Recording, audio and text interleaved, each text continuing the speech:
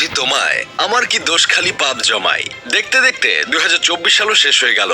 আর এই 24 সালে আমরা কম বেশি সবাই নিজেদের আমল নামায় পাপ জমিয়েছি, কিন্তু কিছু আল্ট্রা মডার্ন পবিত্র পাপী আছে যারা এই 24 সালে নিজের আমল নামায় পাপ জমানোর সাথে সাথে ভাইরাল হয়েছে। চলেন দেখে নেই 2024 সালে সেসব পবিত্র পাপীদের।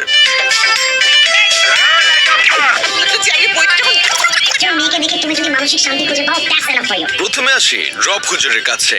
উনি দেখতে মানুষের মতো হলেও আদতে উনি সর্বগুণে গুণান্বিত উচ্চ বংশ মর্যাদা সম্পূর্ণ ব্ল্যাক বেঙ্গল ছাগল। উনি প্রেম প্রীতি ভালোবাসা নিয়ে পিএইচডি করেছেন উগান্ডা থেকে, সিনেমা নিয়ে ডক্টরেট করেছেন আফ্রিকা জঙ্গল থেকে, আর চাপাবাজি ও ধাপ্পাবাজিতে এলএলবি করেছেন হুলুলুলু থেকে। মুখে দাঁড়িয়ে আর মাথায় টুপি দেখে যে কেউ মনে করবে উনি একজন আলেম, সহজ সরল মানুষ, কিন্তু না রে ভাই, উনি পুরো দমে জালেম।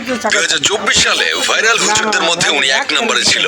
ব্ল্যাক বেঙ্গল ছাগল রেখে এখন আসি রাম ছাগলের দিকে। এই পবিত্র পাপিটার নাম মাওলানা ওমর ফারুক আল আজমি। কওমি কোরআনে হাফেজ এই বান্দা কওমি মাদ্রাসার সর্বোচ্চ সনদ দাওরায়ে হাদিস করেছেন ভারতের আজমগড়ের একটি মাদ্রাসা থেকে।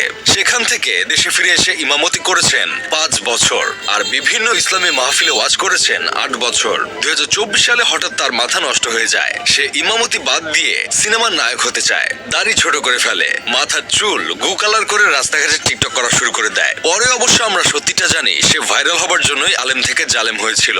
2024 সালে ভাইরাল হুজুরদের মধ্যে উনি আছে 2 নম্বরে।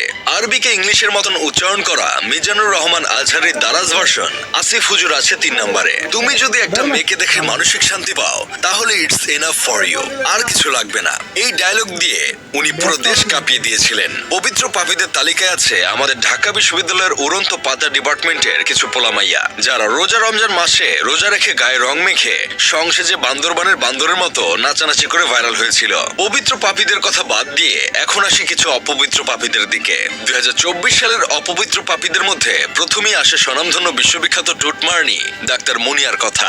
উনি ঢাকা মেডিকেলের আনাচে কানাচে টিকটক ভিডিও বানাতেন আর রোগীদের সেবা দিয়ে মোবাইল চুরি করতেন। এই টুটমার্নি নিজেকে এমবিবিএস ডাক্তার দাবি করত ঠিকই, কিন্তু এমবিবিএস এর ফুল মিনিং জানতো না আইসিইউ এবং ওটি এর মিনিং।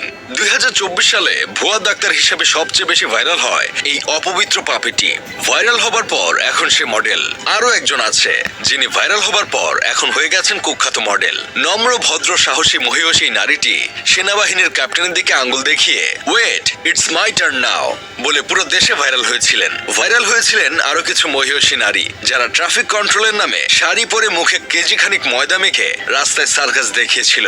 2024 সালে ভাইরাল হয়েছিল বেশি এনার্জিযুক্ত উত্তেজিত কাকু চোরামানিক, যিনি আরেকজন ধৈর্যশীল ভাইরাল রমণী দীপ্তি চৌধুরীকে দেখে শুধু উত্তেজিত হয়ে যেতেন আর বারবার বলতেন আপনি আমায় উত্তেজিত করছেন। উত্তেজিত কাকুর ফিমেল ভার্সন হলো বেশি এনার্জিযুক্ত উত্তেজিত এই নারী। উনি এতটাই উত্তেজিত হয়ে যান যে উনি মিডিয়ায় বলেছিলেন ছেলেরা যদি 4টা বিয়ে করতে পারে তাহলে মেয়েরাও 4টা বিয়ে করতে পারবে, কারণ মেয়েদের এনার্জি অলওয়েজ ছেলেদের চেয়ে বেশি থাকে। এই উত্তেজিত নারীর কথা না হয় মানলাম, মেয়েরা 4টা বিয়ে করতে পারবে।